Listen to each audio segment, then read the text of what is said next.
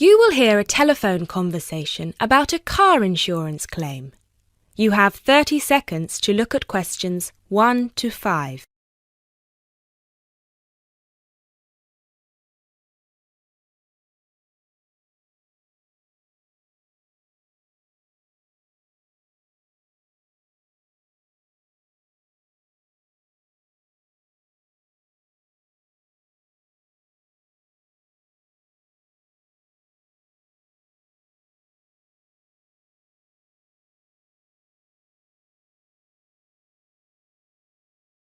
Good afternoon. Watto Insurance. This is Janet speaking. How may I help you? Yes, hello. I would like to make a claim on my car insurance, please. Certainly, sir. First of all, I'd like to inform you that all of our calls are recorded for monitoring and training purposes. Is that okay? That's okay. Could you please tell me your full name? Sure, it's Mr. Bennett Fisher. Okay, sorry, how do you spell your surname? It's spelled Fischer. Great, thank you.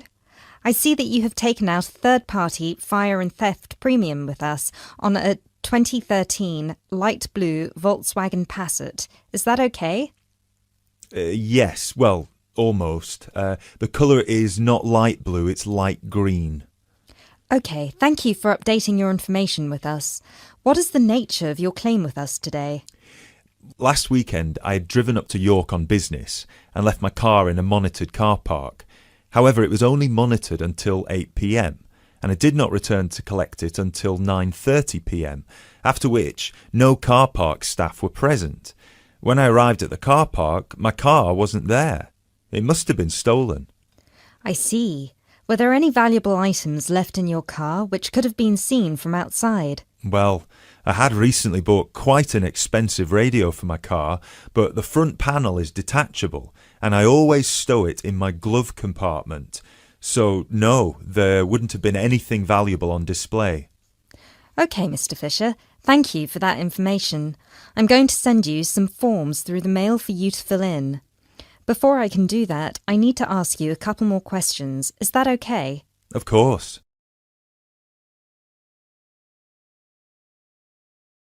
You now have 30 seconds to look at questions 6 to 10.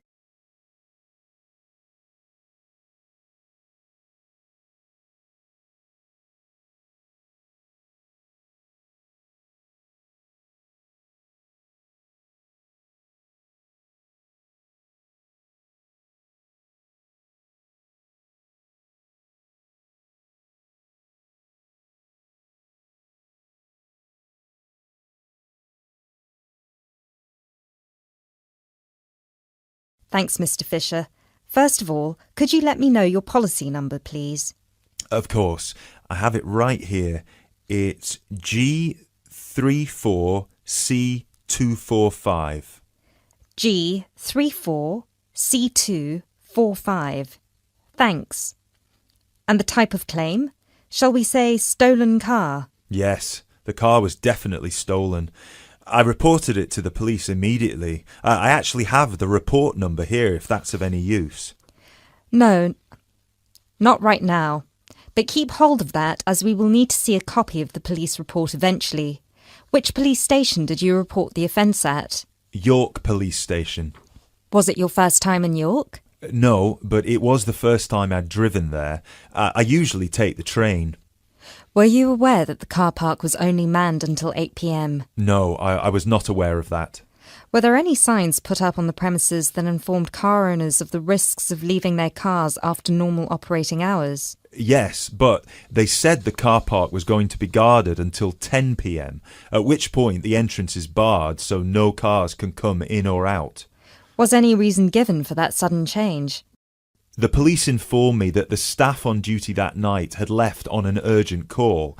I believe it was something about a family member being admitted to hospital. Were there any personal items left in your car? Yes, first of all, there was the car radio I mentioned before. Ah, yes, of course. Anything else? Just some CDs and an old jacket. Right. Thank you, Mr. Fisher. I have everything I need for now and will send these forms out to you shortly. When you get them, please fill them out with as much information as you can, and where possible, include copies of any relevant documents to support your claim, such as police reports and registration details. Once you have returned that to us, we can then start to assess whether you will be eligible to receive compensation. Do you have any further questions for me today? No, that's all. Thanks for your help.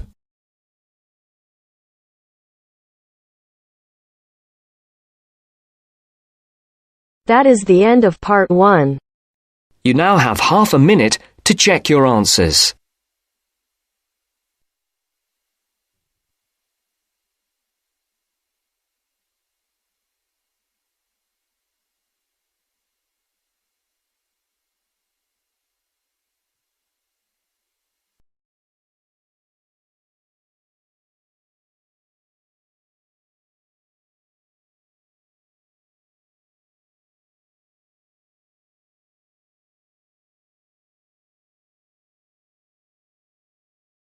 Now turns to part 2. Part 2. You will hear a telephone conversation about a job vacancy. First, you have some time to look at questions 11 to 15.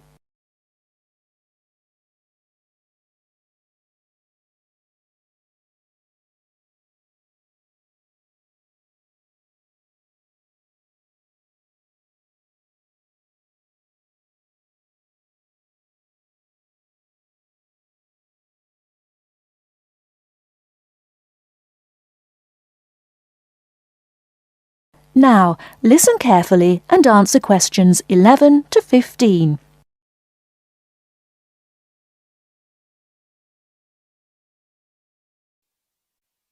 Hello, Top Job Employment Agency. Ellen Sykes speaking. How can I help you? Good morning. My name's Steve Collins and I'm calling about the call centre job advertised in today's paper. For an operative handling credit card inquiries? Yes, that's right. The wages and working conditions are all in the ad, so what I'd like to know now is what the work actually consists of. I should explain that I'm a student looking for a summer job, not long-term employment. That's okay. The people at Intercard say they've always found students to be honest, which of course is essential in this line of work, and they have the basic IT skills needed there. Apparently, there have been a few who didn't find it easy to get there on time in the morning, but in most cases their punctuality is as good as anybody else's. Anyway, about the work. And I know a bit about this because, as it happens, I've worked there myself. Really? Yes, for about a year. You'd find that most callers would be people wanting to check the balance on their cards, query payments made and so on. And from those who've had their card stolen? No, they ring another number for that, an emergency line. People also call that number if they lose their cards. And what are most callers like? I mean, what kind of people are they? All sorts, really. All ages, every kind of background. Though one definite trend is the change in the number of women. Nowadays, they make up around 55% of the total, whereas years ago, there used to be a majority of men calling. At one time, I heard, as many as 3/4 of all credit cards were actually held by men, but that must have been long before I was there. It's certainly different now. So to do this job, what sort of experience do I need? None, really. Have you got a credit card yourself? Yes, I have. Then you probably know quite a bit about them already. And as a student, you're obviously intelligent, which of course you need to be for the job. So after a day or so working with an experienced operative, I'm sure you'll have picked up enough to deal with routine inquiries, which of course most of them are. But there are bound to be questions I can't deal with, at least at first. What happens then? In that case, you can ask a supervisor. They're very helpful to new staff. I think I like the sound of this. What do I do next?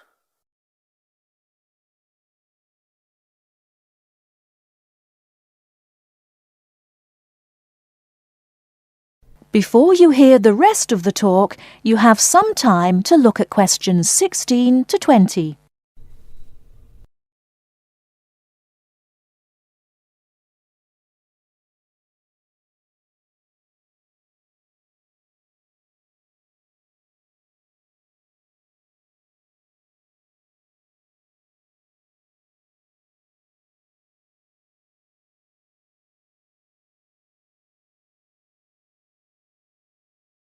Now listen and answer questions 16 to 20. Can you get over there for 9:45 on Monday morning for an interview? Definitely, yes. Whereabouts are they? In Riverside Business Park. Do you know it? Yes, I've been there once. How do you usually travel? By bus. Right. So you take either the 136 or 137 to the bus station, and when you come out of there, you turn right. Along Orchard Road, that is. The road from the railway station? Yes, that's right. You go past the petrol station next to the car dealers, then carry on down the road. Do I take the first left at the main car park? Well, you could do that and walk up Newfield Avenue alongside the shopping centre, but it's a long way round. I'd suggest continuing along Orchard Road with the water company and then the insurance offices on your right. They used to be local government offices, by the way. Yes, I remember those. And you keep going until you reach the advertising agency.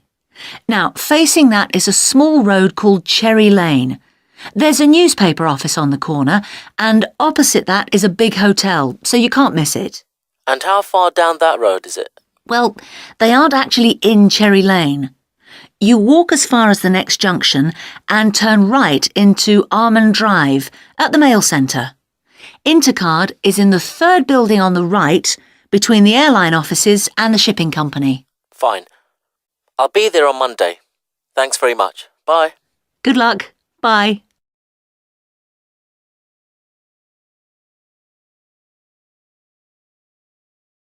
That is the end of part 2.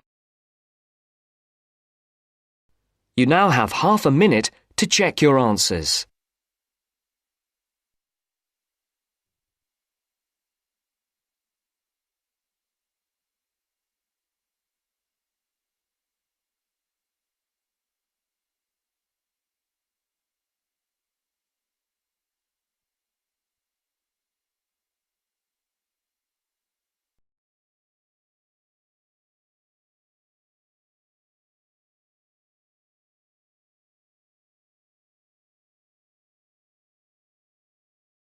Now turns to part 3. Part 3. You will hear a conversation between two students who will discuss a project they're working on together.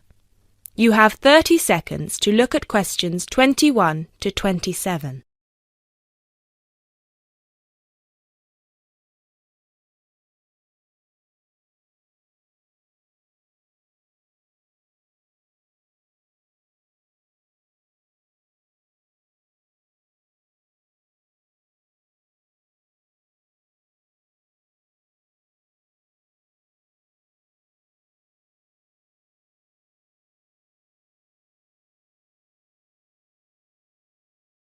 Hey Jess, glad you could make it.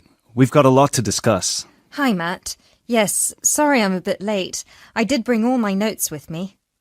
Yes, me too. Where shall we start? Well, I think it would be a good idea to clarify our objectives just one more time. Yes, good idea. Okay, here we are. We need to record, photograph, and identify the plant species in 10 1-square-meter plots. Does it say anything about where these plots should be and how they should be laid out? Ah, here it is. It says that all the plots need to be no more than 10 meters apart. And how do we choose them? Ah, this is the fun part. I remember this. Here we are. Make a 1-meter square frame using bamboo sticks available from the department stores. Yes, we've already done that. I know, I'm just reading the whole section. Okay. One person stands roughly in the middle of the chosen area and throws the frame. The other person uses a tape to mark out the square where the frame landed and returns frame to thrower. The thrower then turns a few degrees on the spot and throws again. The thrower must turn slightly after each throw and vary the force of the throw until after the 10th throw they are pointing in almost the same direction as the first. That sounds a bit complicated. That's only because it's all in writing. It's just a simple throw, turn, throw, turn, throw, turn until we have 10 squares. And I guess you want to do the throwing. Well, if you don't mind. I'm sure you'll be more accurate at marking the squares. Yes, I am sure I am, and I'm sure you've got a stronger throwing arm.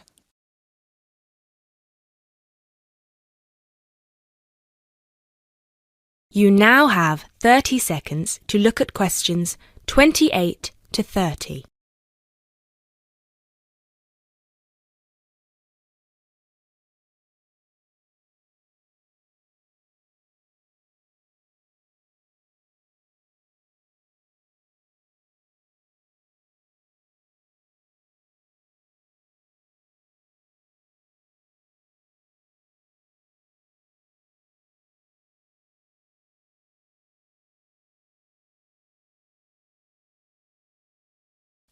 Okay, good. We've got that sorted. Now we need to decide where to go. Yes, I've been thinking about that and I've brought the map. Ah, well done. I forgot mine. Now, I've identified 3 possible locations, but they've all got some disadvantages. Okay, fire away. Well, the area around this lowland marsh could be interesting. There'll be a lot of interesting water plants here. Looks good, but what's the problem? Mainly that it's already a designated nature reserve, and I think there's already been a lot of research done here. Ah, I see. Well, I'd rather do something that's new and can be useful. I agree. That's why I identified this area further west. See, here, behind the beach. Oh, yes, I see. That area there, where it's flat, but quite high. Exactly. If you look a bit further inland, you'll see that there are hills which will protect that area from strong north winds. I see. Excellent. But what's the problem? Just that it may not be very interesting. We know that the geology there is not conducive to a wide variety of plants. I agree. So what's your last idea? Well, I think this one is a bit of a winner, although I did want to show you the other 2. Look up here, on the north coast. Where? See this bay? Well, I know that there's been quite a lot of studies done here, but a bit further to the east, behind this headland. No one has ever looked at that. Well, I certainly couldn't see any studies. That is interesting. And the plant life could be a bit different because of the shelter from the wind the headland provides. Exactly. Brilliant, Jessica. That's a great idea. We'll go there. Thanks. Now all we have to decide is when is a good time. Well...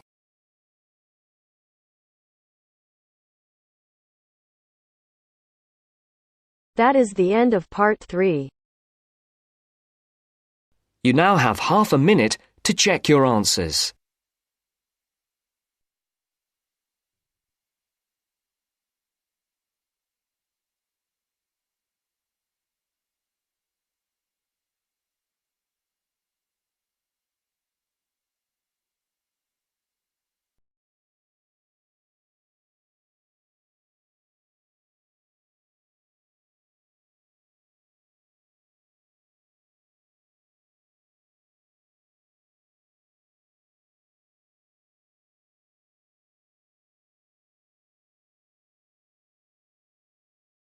Now turns to part 4.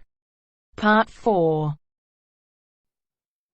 You will hear a wildlife expert giving a talk to a group of bird lovers in the UK about a species called the tawny owl. Before you listen, you have some time to look at questions 31 to 40.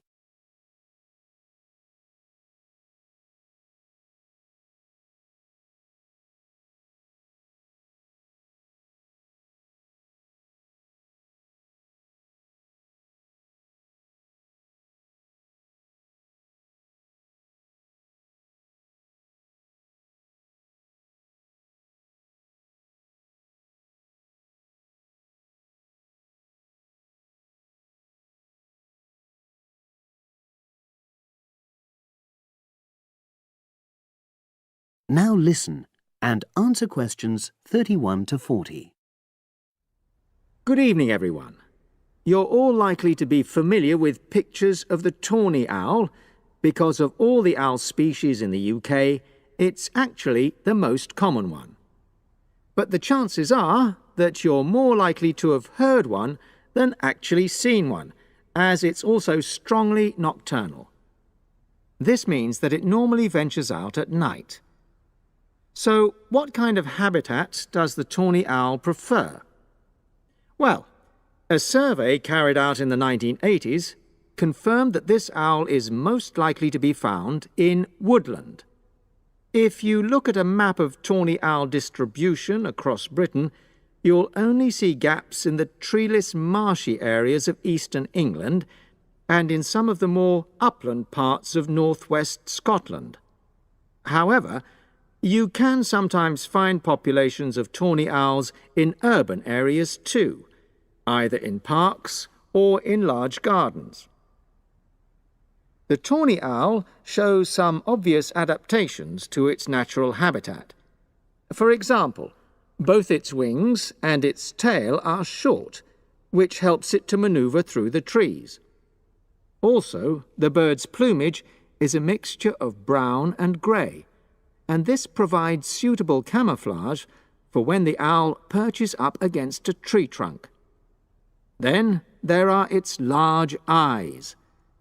The tawny owl's visual capacities are considerably better than those of humans, and although it can't see in complete darkness, it's sufficiently well equipped to be able to navigate its way around woodland on all but the most overcast nights.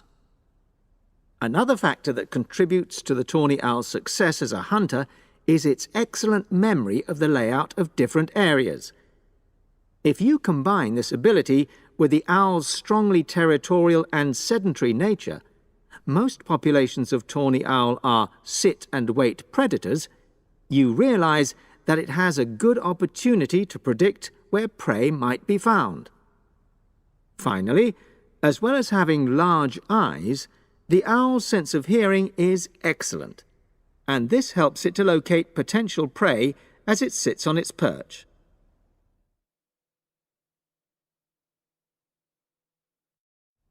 Turning now to the tawny owl's diet. Woodland tawny owls feed mainly on mammals, especially small ones, such as wood mice and bank voles. But they'll also take things like frogs or bats, or even fish, if they happen to be available. In urbanized landscapes, the owls seem to prey more on birds. So there are some differences there. Let's just look briefly now at survival rates in the tawny owl. Young tawny owls face a difficult time once they leave home, and 2 out of every 3 are likely to die within their first year. So, with such high mortality levels, it's a good job that established breeding pairs can produce young over a number of seasons and maximize their chances of passing their genes on to the next generation of owls. I've already mentioned the sedentary nature of the tawny owl, but it's not just adult tawny owls that are sedentary in their habits. Young birds, dispersing away from where they were born, rarely move far. The average distance is just 4 kilometres. There also appears to be some reluctance to cross large bodies of water. The owl is absent from many of the islands around our shores, with only occasional sightings in Ireland and the Isle of Wight off the south coast of England. Right, well, now I'll show you some photographs that have been taken in one or two of the... That is the end of part 4. You now have half a minute to check your answers.